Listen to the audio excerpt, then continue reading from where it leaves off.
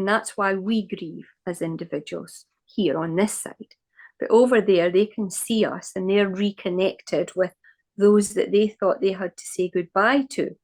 And so, you've always got that connection um, with them. So they are close by, but the aim for them is to get our attention.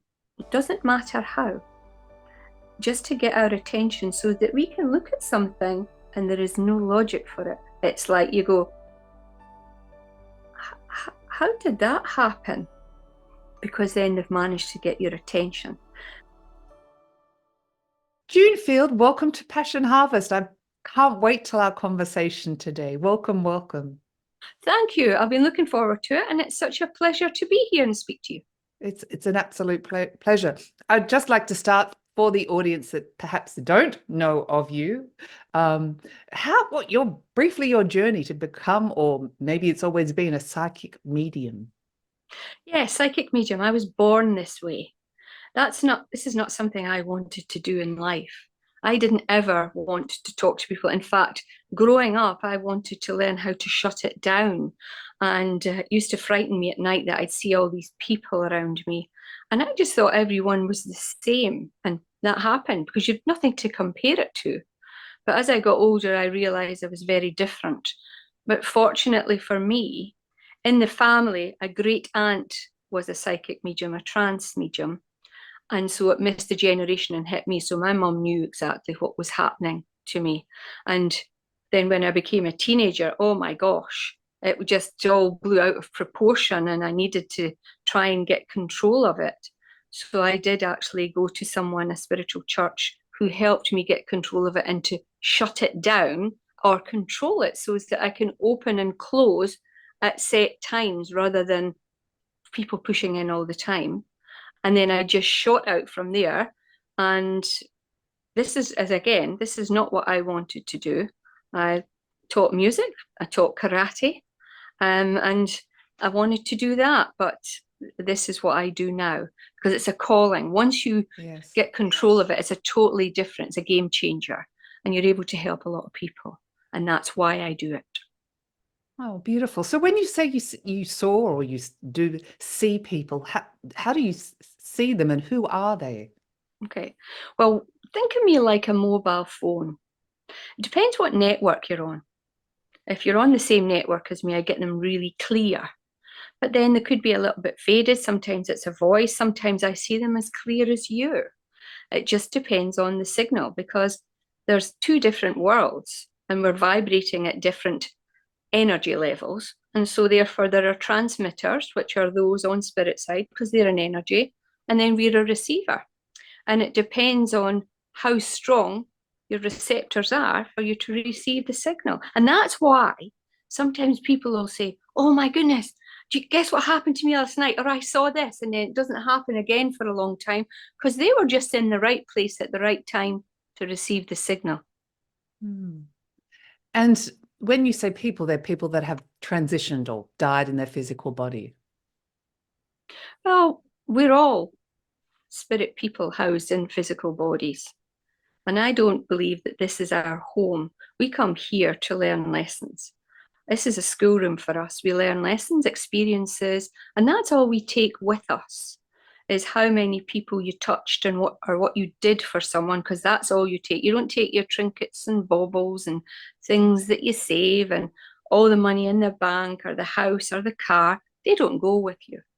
And so when people leave this side of life, they transition over, and then there's a level that they can progress on. And depending on how they got on here, they can decide whether they want to come back and do another lesson, or they can stay where they are. It's not compulsory. And so if you think of us all when we're born, there's a load of cars on a conveyor belt. And then you'll go, okay, you can get in the red car, you get in the green car, you take the blue car. Some people's cars never start, and some people's never run properly. And some people's last a long time because people look after their car. And then some people run theirs right into the ground, or in some cars get broken. But the minute that happens, which thinking of the car as the physical body, The minute that happens, the door of the car opens, and what's housed inside, the character, the consciousness, the soul, whatever you want to call it, the person, gets out and walks away. And sometimes at the end of life, when you're not doing very well and you become ill, you become confined in a car that's no longer working for you. And then your battle at the end of life is to try and get out of it, because all your pain is confined to the physical body that you're housed in. And the minute that you're free of that, you're still the same individual. You're still a living, evolving consciousness. And so you walk away, you've no pain, you've no discomfort, but you still connect with your loved ones. You don't wander off into the sunset and go, oh, well, that's me. No, you're still connected with them because you care about them. Well, I guess love transcends time and space, doesn't it? Everything. Yeah. Love is everything because at the end of the day, love, connections, bonds, that's all you have. So one of the main lessons that we come here to learn, or purposes, is kindness and love, and kindness to ourselves and to others. True. That's one of the main ones, but you might not be here to learn a lesson for you. You might be here to help someone learn their lesson. It doesn't always have to be about you.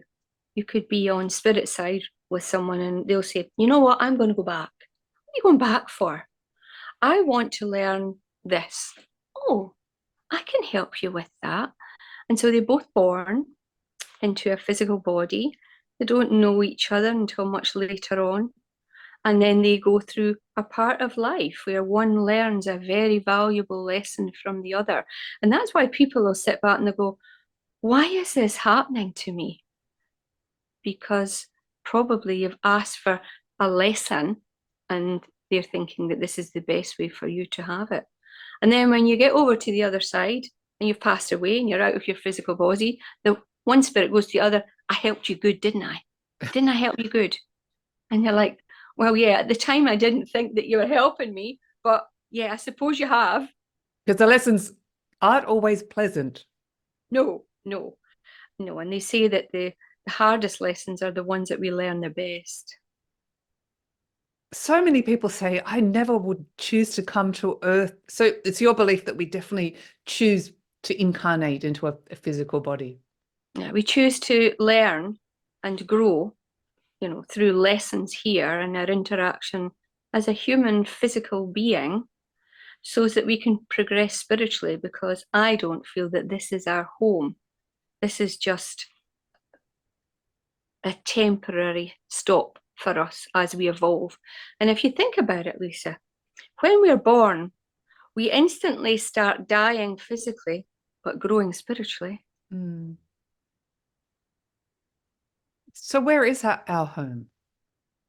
I believe that we're beings, that we've come from, parallel universes, that we are spiritual individuals, which is individuals that are more evolved and therefore evolving all the time. Have you ever heard of parallel universes? I Where have, but I'd love you to discuss them. I'll go so far with it because what happens is that when something happens, well, we're vibrating at a set rate as we breathe and live and we tread treacle because we're housed in physical bodies. Okay, we're slower. And so, therefore, things are solid to us because everything's made up of molecules. And so, when we touch something like the coffee table, that's solid to us because of how we vibrate. But when you have someone who's not in a physical body, it's not solid to them and they can walk through it. And people go, oh my God, I've seen a ghost. They're just vibrating at a different rate. They're still people without the physical bodies. So does that mean I'm identifying as Luisa talking to you at a table? Are there other aspects or elements of me in other universes or in other dimensions? You see, that's why I said to you, I would go so far. Okay, okay. Okay. Because see, when you keep, I've gone to a few lectures about parallel universes, and it takes me so far, and then it goes, whenever it gets to the, does the clock tick in the room once you leave it? Right. But I understand as far as I need to understand Sure. as a Well, psychic medium. let's move on. Spirit, your connection with spirit. Who is spirit for you? Well, spirit, we call it spirit. They're just people without the physical bodies. They're individuals, um, spirit people, souls, consciousness, um, all different characters, people that have been on many journeys. Some of them are totally evolved, and other ones that are just learning. There are some psychic mediums that maybe have a guide or someone who helps them that's probably committed a crime on this side of life. I Right. know that a well-known psychic had a spirit guide who was a murderer on this side of life, but then they're evolving, they want to evolve, and so therefore they obviously didn't get the lesson that they came here right to do, because you can fail. It's like a schoolroom, you think, oh my God, I didn't get that right. And so therefore they're trying to make amends so that they can progress on spirit side. And there's always progression for every human soul if you work at it. Just one more question on that. Not parallel universes.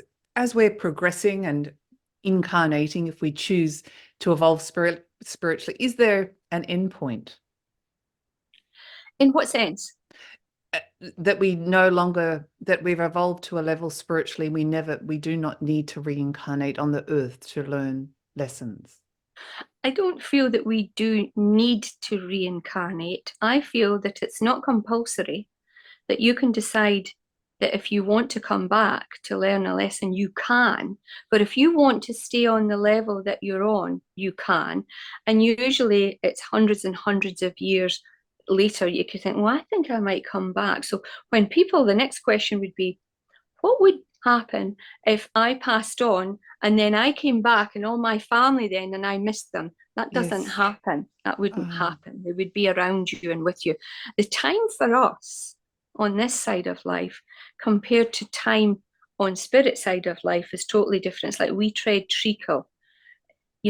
Time is not of an essence to them. It's in a blink of an eye. A lifetime is a blink of an eye to them. And so you can evolve and evolve and evolve and evolve, as far as I know, that you can just keep going higher and higher and higher. I haven't actually gotten to anyone who has stopped. I've never right. interacted with anyone that stopped Interesting. growing. Um, just for the audience, you talk about, I think it was a painting that you were given by your father called The Bridge, and this is how you connect with spirit or the spirit dimensions. When I was a little girl, my dad always did painting. That was one of his pastimes. He did oil paintings, and he was always maybe sitting on a Saturday doing some paintings. But that bridge was in our house from as far back as I can remember. It was painted before I was born. He actually should have been going to engineering classes, and he was going to art classes. And so his mother wasn't very pleased with that. But he painted that bridge a long time ago. And I was always drawn to it because I was different. As I say, I was born this way, and I just acted differently. People would come into the house, I'd be ultra sensitive. And my mum would say things like, don't even look at her, don't even speak to her. Because if I didn't like someone's energy, I would have a look at them and the bottom lip would start to go. And so she said, just ignore her, just, because she knew I was sensitive. And then I'd come round myself. And I just always was drawn to the bridge. It's actually just sitting up there. That's why I'm looking up there. It's on the wall. And I did say to my dad, when you die, can I have that? Because that to me was where the crossing over from one side of life to the next and the connection from this world to the next world, I would always visualize that I walked onto that bridge and stood on the center and then spirit or those people walk onto the bridge and we meet in the middle, and then they can give me information to help others. Of course, you never think that your dad's going to die. You just say that when you're little. And when he did die, I did receive that painting, and it's very precious to me. It hangs on my wall, and you know, I've done a lot of readings while sitting underneath that painting, the bridge, and I always have it in my mind that I just cross over the bridge and allow the two worlds to connect. Thank you for sharing that. So have you connected with your father that it's transitioned? As a psychic medium, you'll find that all psychic mediums are the same. We don't all get our relatives around a coffee table after they've passed and think, okay, let's all connect. I've caught glimpses of them. I've heard them. I get other people, not connected to me. I don't get my own family as much. I don't think that it's meant for me. I'm supposed to help other people. But the minute that I give someone else proof that their father is okay, I'm actually confirming that mine is too. I get little glimpses every now and again, or something will happen, and I'm just kind of aware of him, in essence. And I know that he's there, but I can't connect and go on the bridge and meet him or mother, husband, or anyone that's connected to me in the family. I just get glimpses. Yeah. And I guess it's a knowing as well that there is life after death. Oh, definitely, definitely. June, you won International Battle of Psychics. Yes, Congratulations. thank you very much. Thank you very much. Do you mind sharing a bit about that with the audience? No problem. Yes, I was a psychic medium in Scotland, and I was approached by STB, which is a channel in Kiev, Ukraine, and asked if I would take part in this, and I ignored it actually. I just ignored it, and then they got in touch again and sent emails, and I thought I'm not going over there. I don't know what this is about, and then they asked me if I would go to casting, and I thought, well, I've never been to Kiev. Okay, I'll go for a week for casting. And there were 70,000 and they had us all in groups. But what we had to do for this competition, and it was a competition, international battle of the psychics called Bitva Extrasens. And it was to whittle down and find the best psychic in the world. And I thought, I'll just go out for a week and have a little time there. But they asked us in front of a camera to hold on to a picture and to just say, there were 5 people on it, to say who was alive and who was dead. And I said, well, this person's alive, but this person passed with this condition, and this person's alive and is left-handed, and this person is what, and it happened to be the producer's family. And she went, what? And so I was pushed in to the competition. I stood out. And then I lived there for 7 months, and it was a bit like an X Factor style. You would have these tasks to do, and then they whittled it down from 70,000 to the best 12. And then the programs were starting to be filmed over the 12. And then you would be eliminated one week, or you would be voted best psychic of the week the other week. And I can't lie to you, it was probably one of the most difficult times in my life, because my mother had just passed. My husband passed just before that. My cat had just died. And to me, they were right there by my side, because Uri Geller, who was one of the judges, he said he'd never seen a psychic so specific, and that I won the best psychic of the week 5 times, and I was the only psychic in the history that never failed a task. And so I just battled on to the end and took 54% of the votes, but it was difficult. Especially, I was always getting into trouble from the interpreter because I talk quite fast, and when I give information, it's, oh yes, and I've got to do that, and you could hear an earpiece saying, you need to slow down. And I thought, I can't slow down because it's coming in and I need to get it out. So I would always get into trouble for it. So it was definitely an experience, but it was difficult. It was a difficult time. Yes. But what doesn't kill you makes you stronger. Yes. And it certainly consolidated my link. True.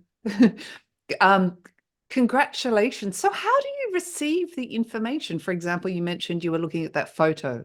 How how does it come to you? I've had it since birth. I've had it since growing up, as far as I can remember. I've never been in inverted commas normal. I've always had this. And what I do is I just look at it a different way and I just get information. It's like flicking a switch. And it's the same when I go to read someone or I get a feel for someone. You have to switch off because you can't be approaching someone in a supermarket and going, by the way, do you know your mother's there? Or what? That doesn't, you can't do that. You have to switch off. And it's just something I've always done. I just switch off and on. It's like a little shift. You can either look at someone or you can look in someone. And there's a total difference. I love that.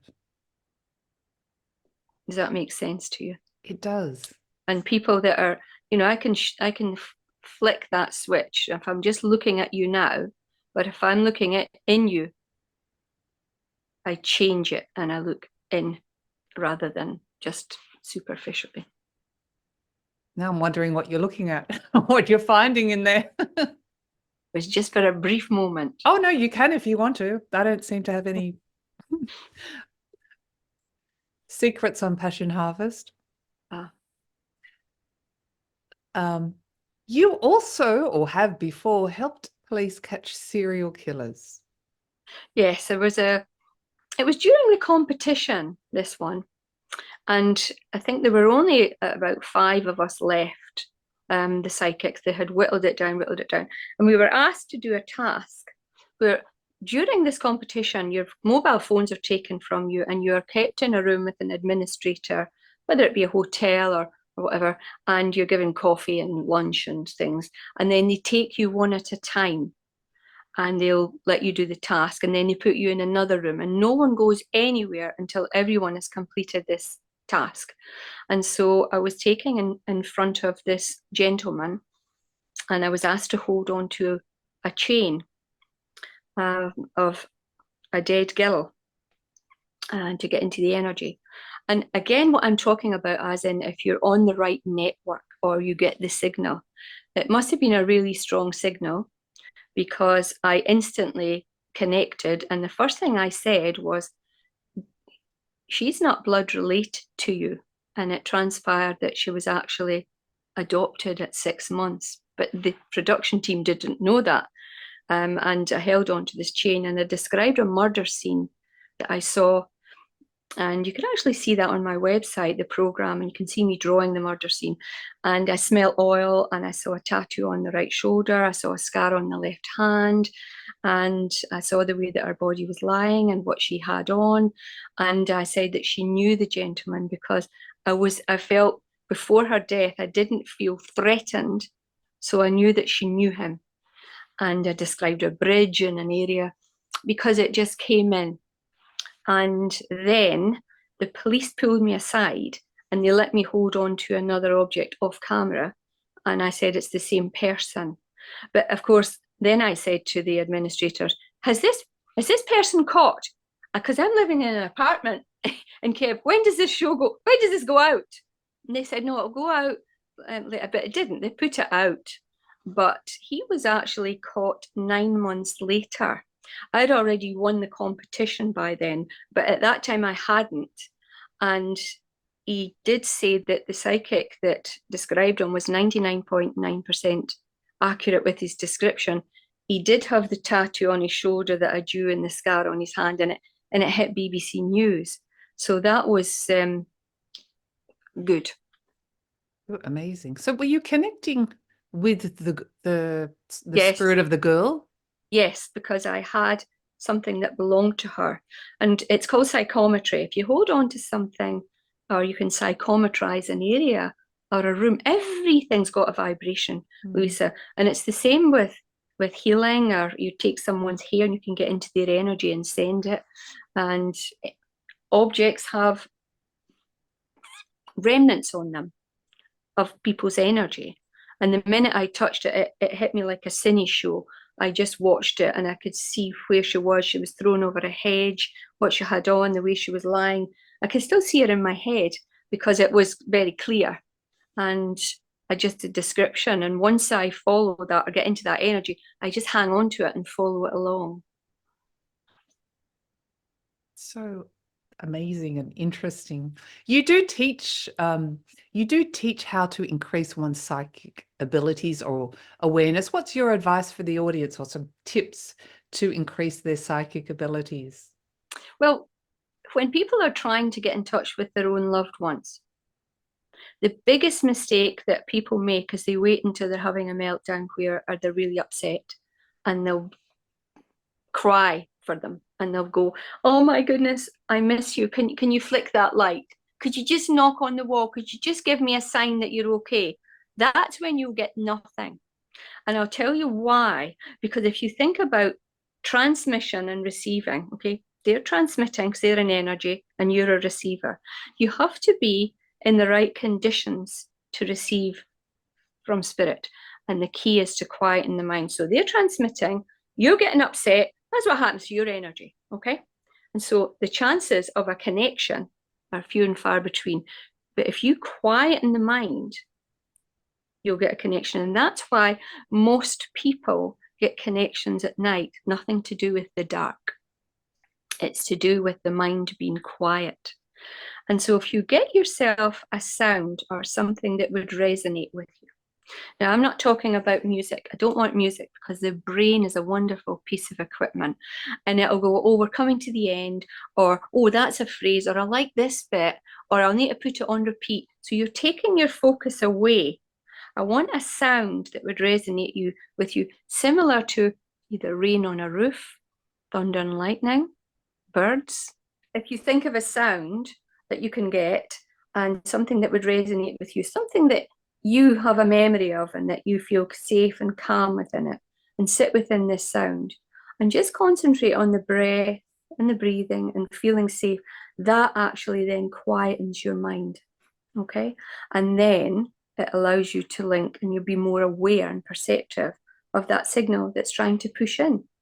So, and that's how it works. And so if they try that at home, and once you pick a sound, don't ever change it. Stick to that same sound. And would you have that sound like a recording on a phone or something Yeah, like that? you'll get it on YouTube. You can get whatever you want on YouTube. And you can say, "Okay, I like the sound of the ocean, but birds in the background." If you were to put that in, you'll find it. And you'll get stuff that can go on for a long time. And the aim is that you just feel safe and quiet because you can't differentiate when that sound's coming to the end because it just goes on and on and on. And you just sit quietly. You don't ask any questions. You don't go, "Is there anybody there?" Just sit and quiet in the mind. And that is the key. And when I do teach people in spiritual workshops, I've just done one actually at the weekend in St Andrews in Scotland, and it was lovely. And I love to see people. First of all, they come in and they're intimidated, and they're like, "Well, yeah, I'm here because I think I want to learn. I'm not really that good. I'm not that advanced," or you know. And then the second day, they're like, "Did I get that?" Yes, because my aim is to try and help them find their key. We're all different. And the biggest mistake that we people do is they'll hear a meditation or somebody will say, "Oh, you've got to try this meditation. It's great."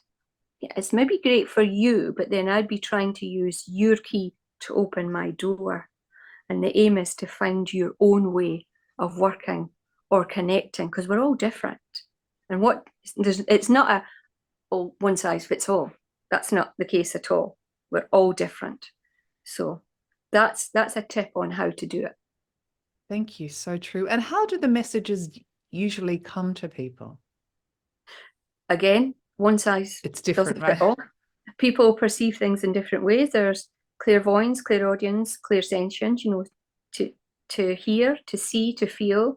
Some psychic mediums just sense. Some of them just, hear. And some see and hear, or some people have all three. So everyone works differently. And people, I mean, I've heard this quite a lot. People often ask for signs or symbols from loved ones. What's your thoughts on that? Well, any signs. It doesn't have to be a symbol, but a sign. Anything that spirit, those that care about you, you know, that they can see you. They can see that you're sitting crying every night next to a photograph, or are upset, or something will trigger you off and you miss them. It's a different kind of grief because they worry about those on the other side, but they can see us, so they're not grieving the same. I've always thought that if there was just a window, that's all it would take, was that when somebody left this side of life, that we could look through a window, everyone, and the person just turned round and waved. That's all you need, because then you know they're okay.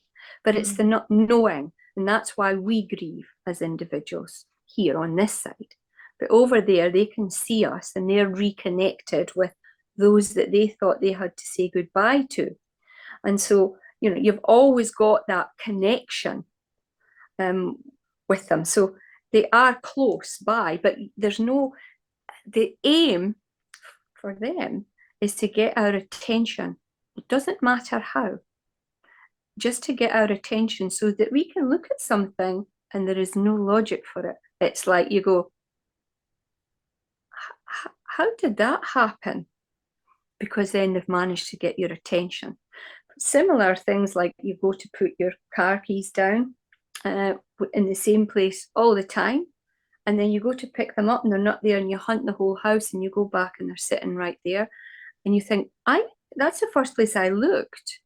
Or you're thinking of them and you're having a sad moment and you go into your car and a particular song instantly starts on the radio that's connected to them, or lights will fuse. I've even had people that have received phone calls from them from their number, but there's no one on the other end, and the mobile phone doesn't exist anymore.